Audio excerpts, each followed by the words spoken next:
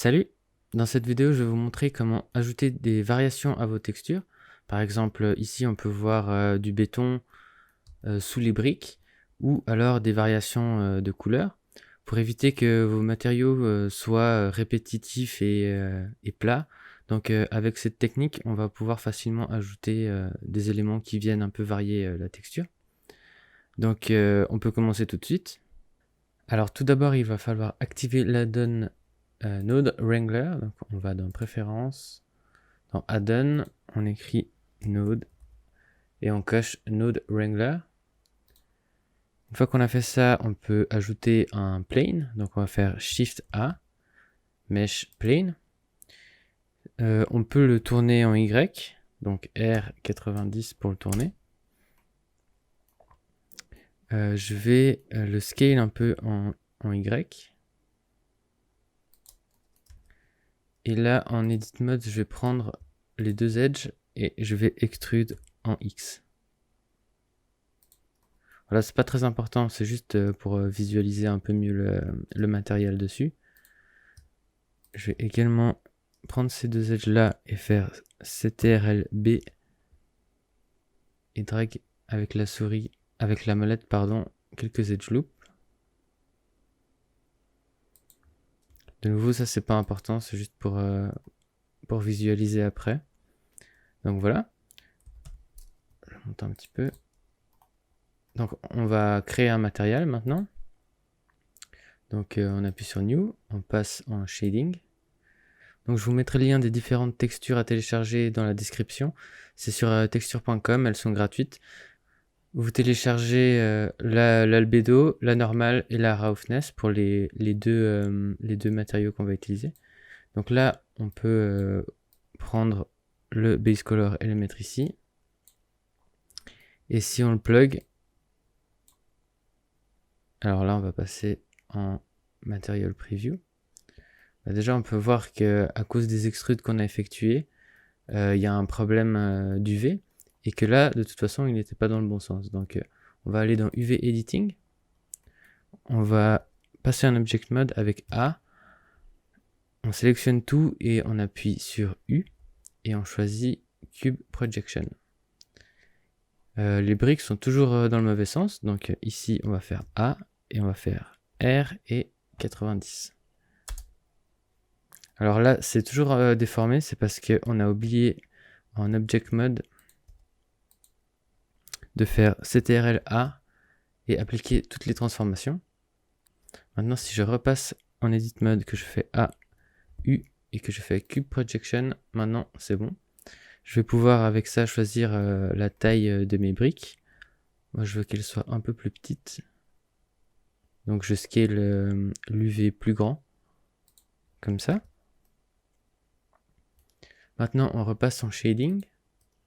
Ici, dans le Shading, je vais pouvoir amener ma Normal Map et ma Roughness. Je passe les deux en Non-Color Data.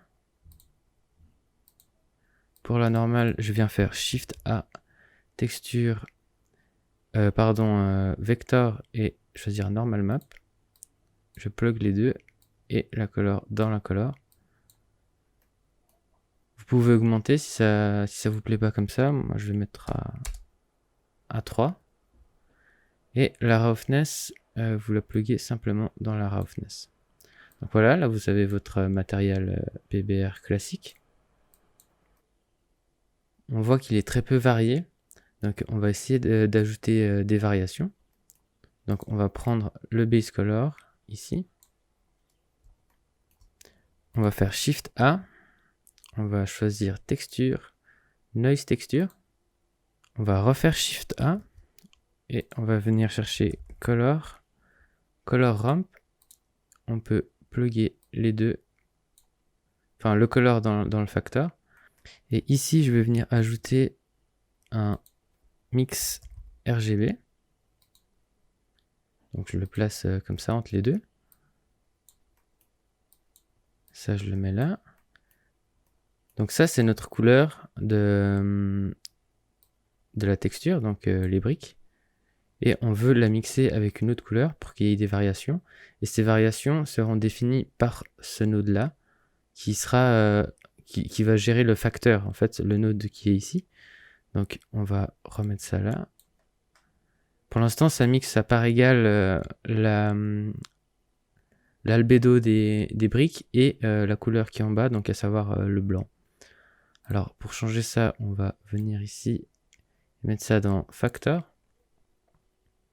Maintenant, on commence à avoir quelques tâches qui apparaissent. Ça, c'est la noise texture. Donc si je mets la couleur dans le base color pour visualiser ce que fait vraiment ce node, et ben, il fait ça. Donc si je rapproche un peu les deux pins ici, on peut voir que ça devient plus marqué. Donc après, vous pouvez jouer avec tous ces paramètres pour avoir les variations que vous voulez. Si vous voulez des choses très détaillées, si vous voulez des choses un peu plus simples. Moi, je vais mettre quelque chose comme ça. Je veux pas que ce soit trop marqué la différence. Comme ça. Donc là, je vais replug le mix dans le base color. Et je vais passer ici sur l'albédo. Je vais faire Shift A et je vais chercher Bright Contrast. Hop. Je plug le color dans le color. Et le color dans le color 2 du mix RGB. Donc là, on voit aucune différence parce que en fait, ça mixe cette image avec cette image, mais sans modification parce qu'on n'a encore rien touché ici. Et ça va toujours se mixer selon les paramètres qui sont définis par le noise texture ici. Donc maintenant, je vais venir changer la brightness un tout petit peu. Et là, on peut voir que ça commence à agir. Mais là, c'est un peu trop. Donc, je vais baisser quelque chose comme ça. Pas que ce soit trop visible non plus.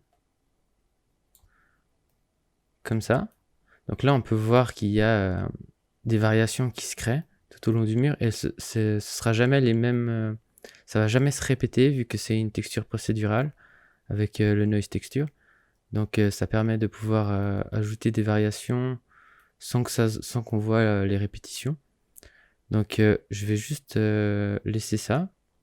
Et maintenant, ce que j'aimerais ajouter, c'est que on puisse voir à certains endroits le mur qui se casse. Donc qu'on voit le béton apparent derrière.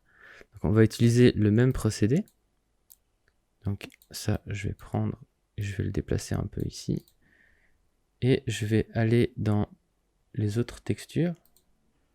Et maintenant, j'importe mes textures de béton.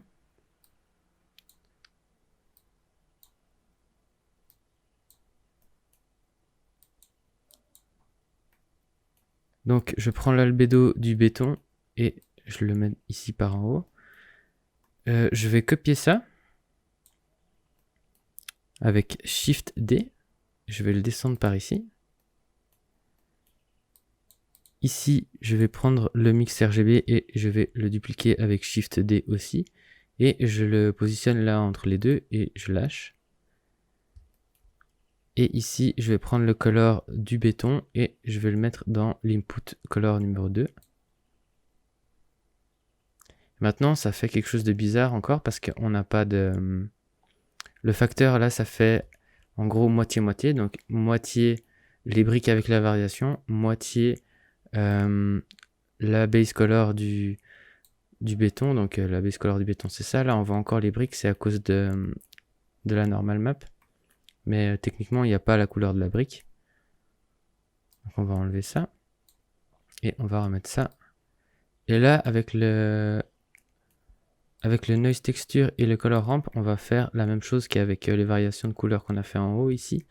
Seulement, on va juste, à la place de changer la couleur, on va changer la texture qui s'affiche. Donc là, je vais plug la color dans le factor. Et maintenant, on peut voir que là, il y a du béton qui apparaît. Alors là, normalement, vu qu'on a juste dupliqué ces deux nodes, ça apparaît pile à l'endroit où il y avait la variation avant. Donc on va juste changer.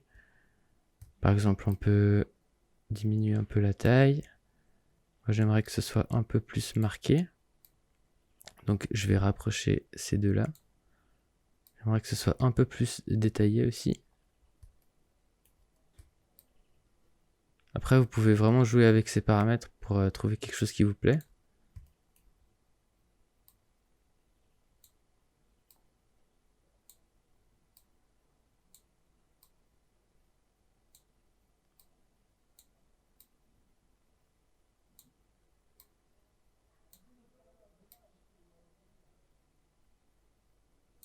Voilà, je vais laisser comme ça. C'est très marqué, mais c'est juste pour vous montrer un peu l'idée.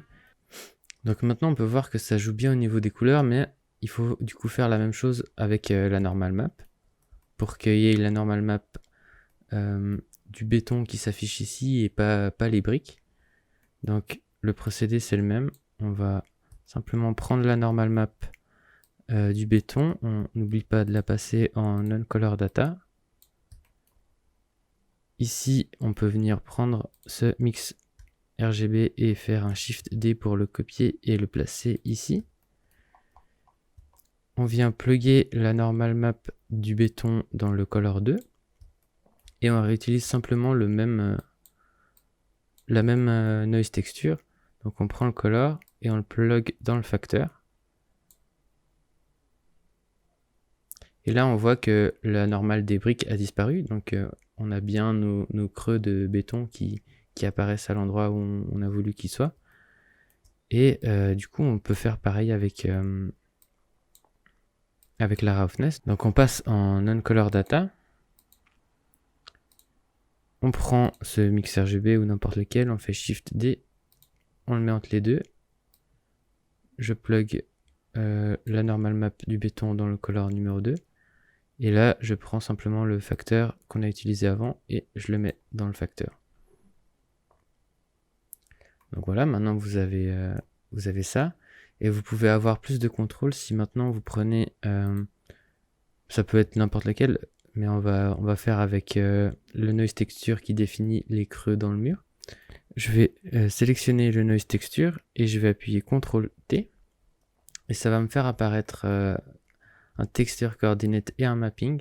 Et avec ça, en fait, je vais pouvoir, par exemple ici, si je veux le déplacer en Z, ma texture, si je bouge ça, ça va la bouger en Z ou en Y. Vous pouvez la tourner, vous pouvez la scale. Vous avez plus de contrôle avec ce node-là, du coup. Et si je passe en Cycles Render, on peut voir que ça ajoute quand même quelque chose au design. Donc là, je trouve quand même que le béton est trop clair. Donc ce que je vais faire, c'est que ici, il y a mon albédo du béton. Je vais venir faire Shift A, chercher Bright, Contrast et l'appliquer entre les deux. Et je vais simplement baisser un peu le Bright.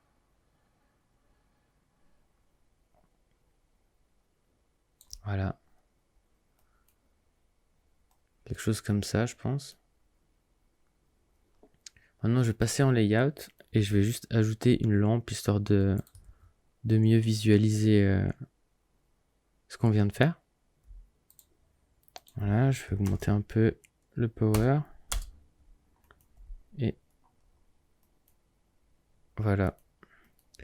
Donc voilà, c'est un moyen pour varier un peu vos textures. Si vous avez une texture sur une énorme surface comme ça pourrait être le cas sur un bâtiment.